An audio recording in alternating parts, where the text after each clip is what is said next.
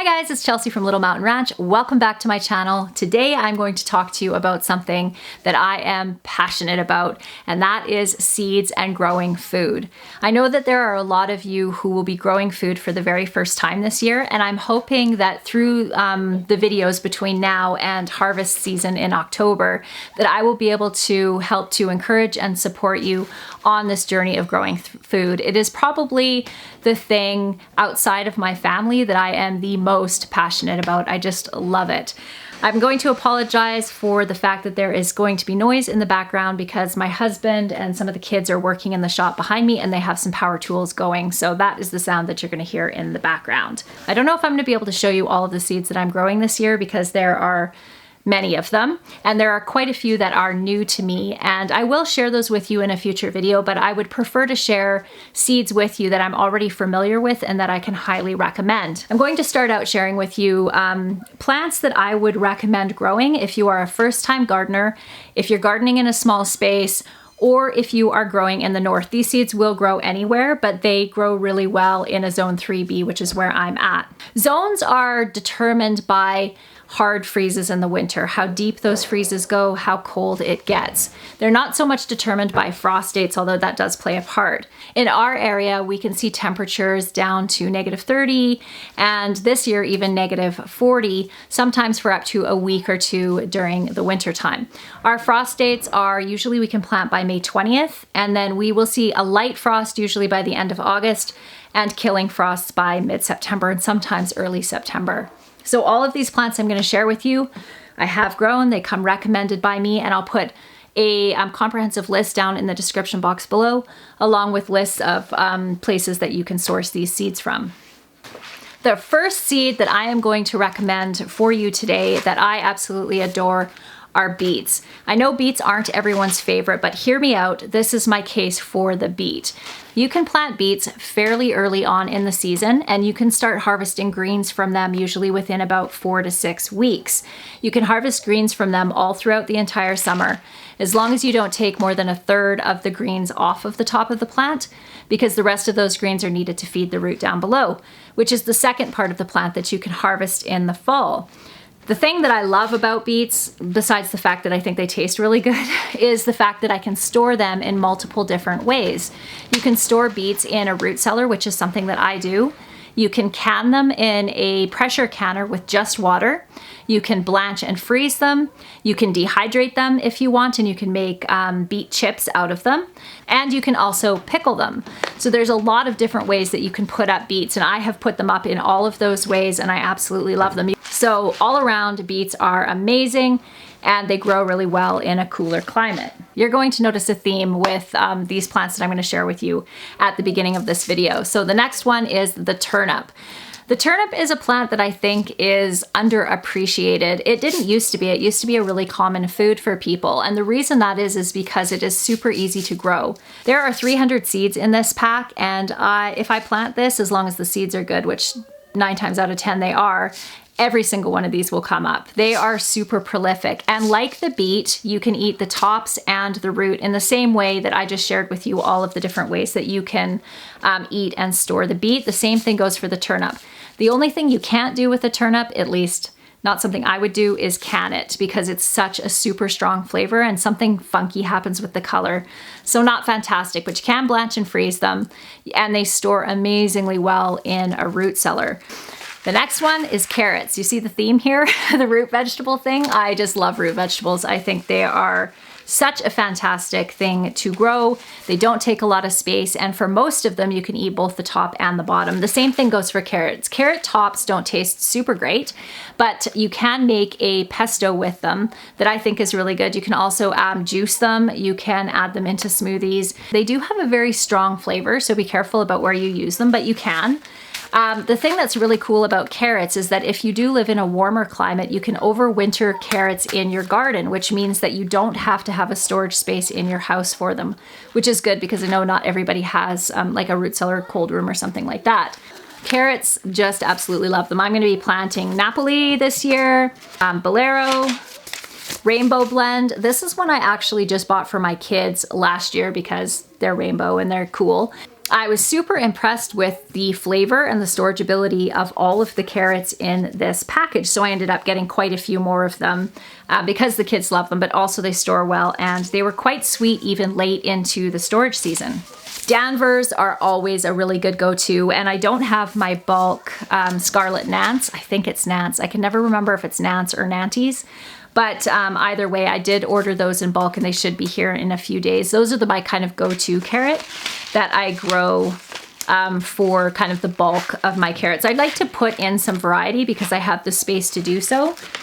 Just in case one of them doesn't work out for some reason, I don't want to be left without carrots for the winter season. Anybody that's been watching my channel for a while knows that I am a hardcore squash lover. I mean, I really love my squash. I usually plant at least 15 varieties of squash and I store well over 200. I think it was 247 squash last year. So squash are one of those things that I just think are fantastic. They're not as good for a small space, but you can do them even if you have them on, even if you have a balcony. You could grow a squash in a bucket and trellis it along your balcony. It's not the best use of space, but you could do it if you really wanted to. But the thing I love about squash is, again, it's a multi-purpose plant. You can eat the leaves of a squash plant. Apparently, it is actually something that's used really commonly. I think one of my African viewers told me that they use them a lot in South Africa and maybe down in Brazil as well. You guys correct me on that. But I haven't personally tried eating squash leaves yet, but I have heard they're really good. And then of course the squash itself. All the squash that I'm going to show you now are squash that store really well. I still have a cold room full of squash in my basement.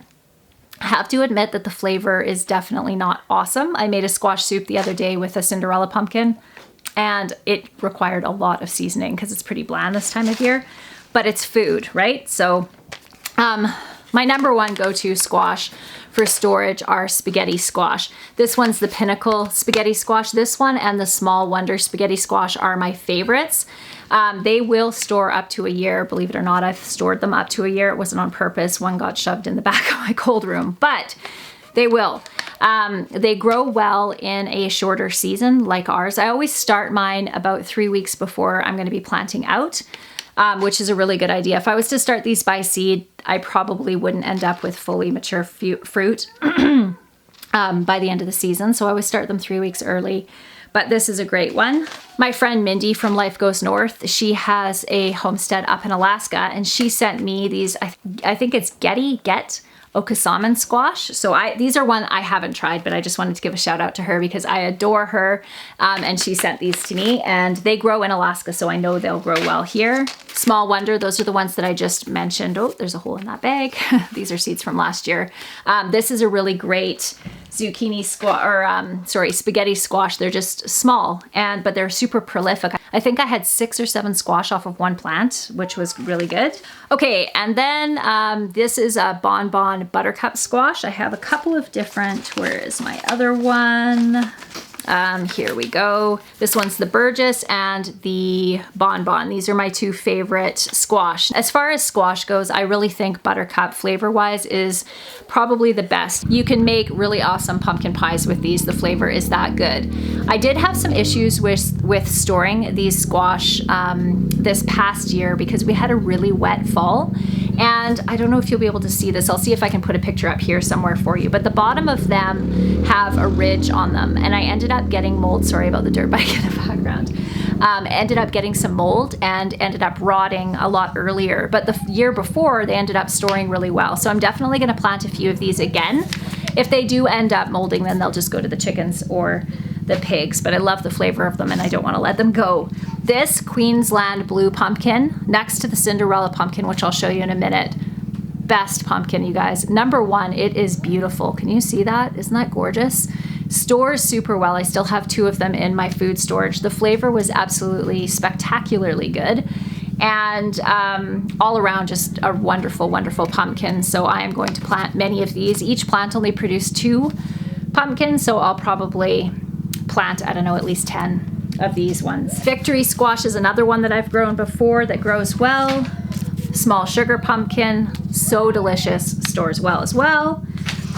And then for summer squash, I am doing Goldie Zucchini, and Black Beauty. These are my two go-to zucchini squashes that are fantastic.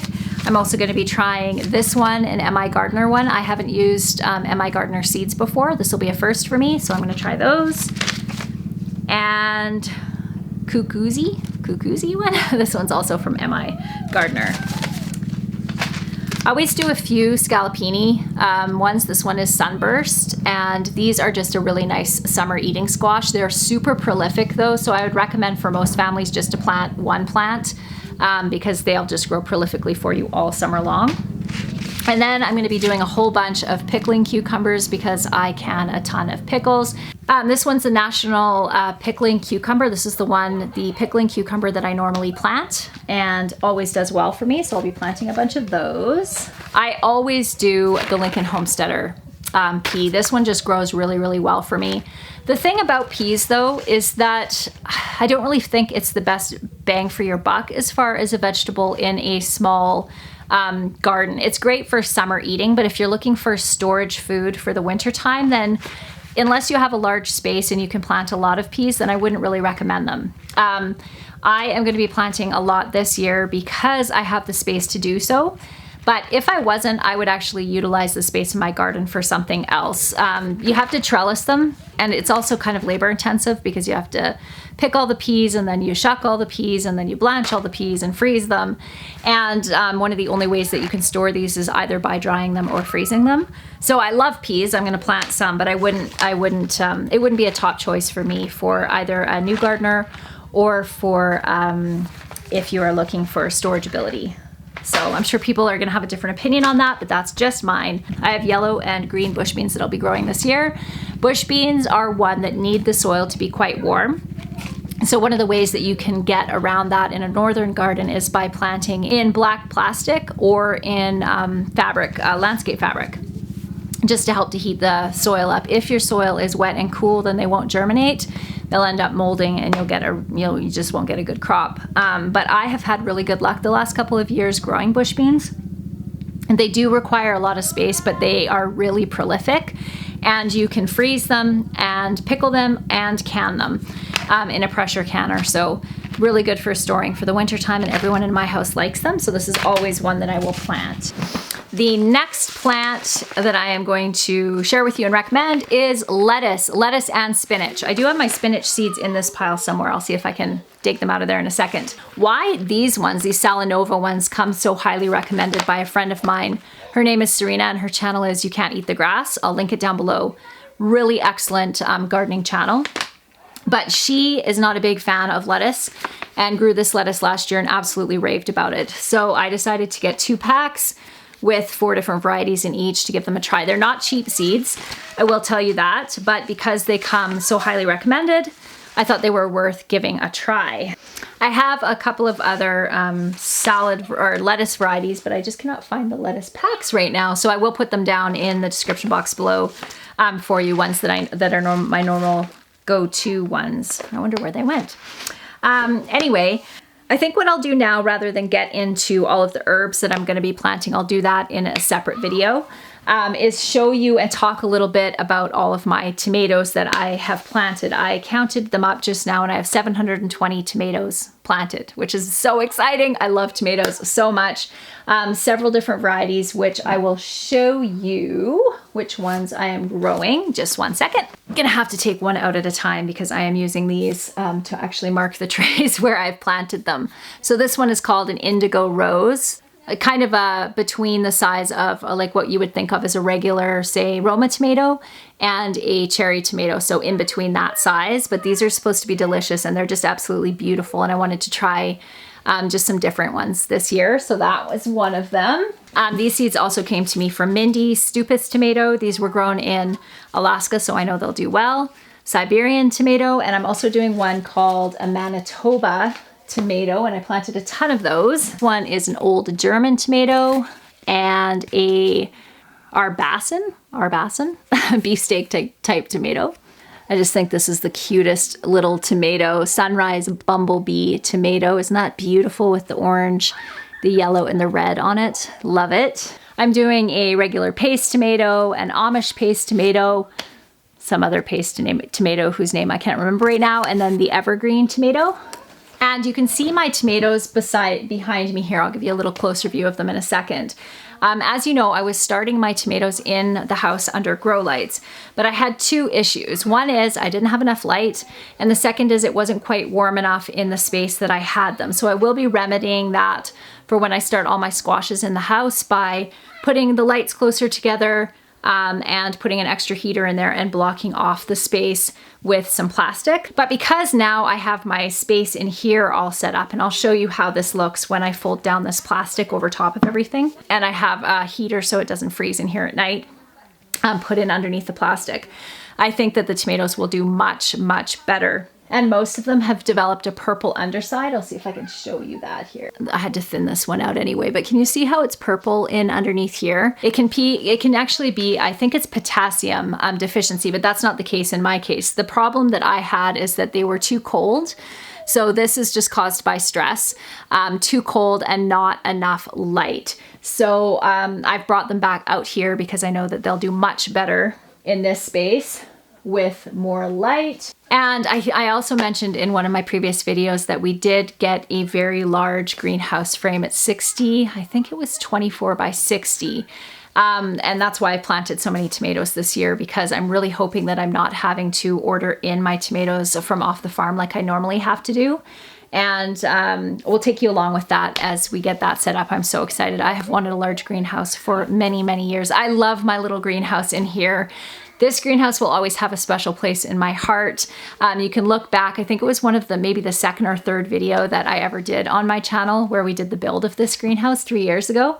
But I absolutely love it, and I plan to keep it for my cherry tomatoes in this greenhouse. Just the tomatoes that we'll be eating, my salad tomatoes and cherry tomatoes and that kind of thing. And all the rest of the tomatoes that will be for canning will go into the big commercial size greenhouse. So super excited about that. I can't believe I just about left kale, broccoli, and cauliflower off my list of vegetables. My favorite varieties of broccoli, I have one that's called Everest broccoli, and my go-to cauliflower is called Amazing Cauliflower, and it really is amazing. I usually have really great harvests of broccoli and cauliflower. Those two are ones that require freezing, so they're basically the only vegetable that I grow that's only option for storage is the freezer. I don't like relying on the freezer if I don't have to for storage, but I love them so much that I'm willing to deal with the freezer space. The other thing that I grow a ton of, and I've already planted it over here, I'll show you all the planting in just a second, but is kale. I have lacinato kale, which is a go-to one for me.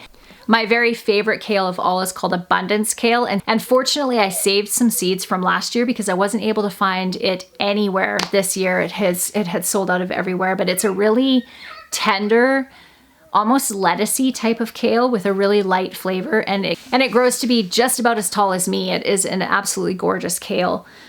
So I did plant that. What else? I planted some Swiss chard and a whole bunch of cabbage. Those are other plants that I think are absolutely amazing. And like I said, I'll put a comprehensive list of everything that I am planting down in the description box below. I'll leave out the herbs though, because I will do a separate video sharing with you all of the culinary and medicinal herbs that I'm also going to be planting this year. Okay, so in my greenhouse, I staple greenhouse film plastic on the side here, and it's just folded down here. When I fold it back out and cover it, I'll show you what that looks like. And then I have a table set up here, and all of my plants go on here. I just got these new tables. They actually came with the greenhouse that we just bought, the greenhouse frame. And I have a whole bunch on here. I also did a couple of collard greens plants as well. Romanesco broccoli, and then the rest is Everest broccoli, red acre cabbage in this one. And then all these trays here are also broccoli. So you can see here, these ones that were right under the light, they look pretty good. They're still a little bit stressed. You can see the purple underneath there. But they definitely look better than, say, these ones over here that just look kind of leggy and a little pathetic. But they will perk up by probably within about a couple of days, I imagine. And within a week, this will be full and beautiful looking. I did leave all of my peppers in the house. They're still under the lights, but I'm remedying the issue with the temperature and the extra lights there, but I just had so many tomatoes that I needed to get them out here. I am super excited about this growing season. I always am, but this year, I don't know, it just feels a little bit different to me as far as maybe the necessity of it feels different. And so I basically have two goals. I want to grow as much as I can, as I usually do. And then the second is I would love to grow a surplus so that I can give extras away at the end of the season. That would be absolutely amazing. I hope that you are all doing well. I'm looking forward to seeing you in the next video. I have lots of gardening content coming up now that we're getting back into the swing of the gardening season. My channel always tends to lull out a little bit in the winter time, but once summertime comes, I'm basically out here all the time, and I like sharing that with you as much as possible. I hope you are all doing well, and I will see you in the next video. Bye guys.